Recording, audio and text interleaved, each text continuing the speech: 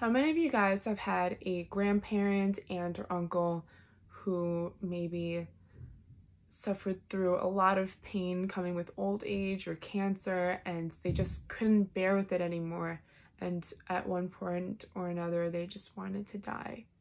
There is a way in the world where a doctor can pull the trigger for them.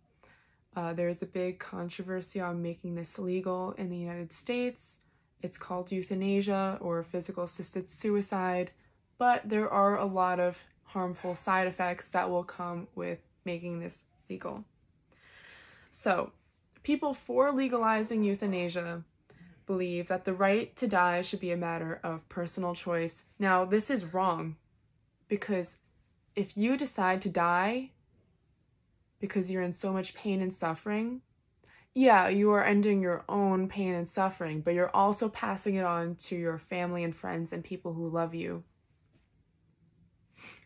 There are a lot of places in the United States that have it legal, and there's a lot of other countries in the world that have also legalized this, like the Netherlands, Belgium, Colombia, Luxembourg, Western Australia, and Canada. But in these places, doctors do have a tendency to place pressure on euthanasia because it's seen as the easy way out, rather than letting a patient just stay on life support because they are just taking up space. From a medical perspective, you shouldn't legalize euthanasia because a physician is supposed to have a role as a healer, not as a killer. That's why they became doctors, to heal, not to kill. If they have to kill somebody, the guilt will be placed on them for the rest of their career. And they will have to go to sleep every single night knowing that they put someone to death. It's also impossible to control. Again, there will be abuse of this, getting rid of patients just taking up space, like in a coma.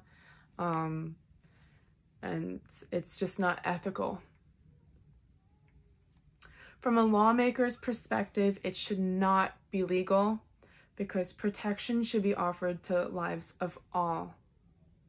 And if you legalize euthanasia, that protection will be gone. So say you get into a car accident tomorrow and you're in a coma for 3 months, and the doctors think that you're not going to wake up. So they offer euthanasia as an out to your family members. So then you have to make the decision.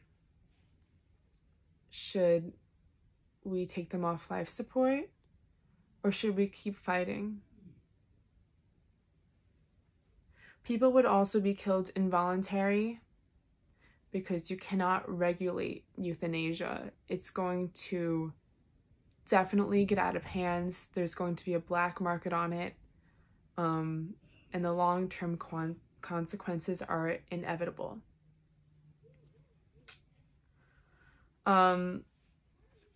If you do not come from a family of income, you would be considered a vulnerable group because keeping someone alive is expensive. So the chances of you choosing to die are higher if your family cannot afford to keep you on life support. Then there comes the ethical debates, whether you should choose the right thing or the cheap thing. Doctors also take a Hippocratic oath when they go into practice. It's been around for 2,000 years, and in this Hippocratic oath, it says, "Do no harm to the patients. I will neither give a deadly drug to anybody if asked for it, nor will I make a suggestion to this effect."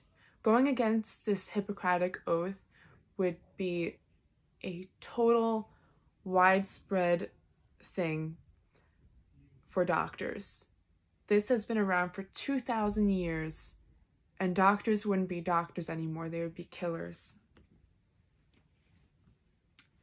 Then you also have to look at the legal right of this. Doctors will be deciding who lives and who dies.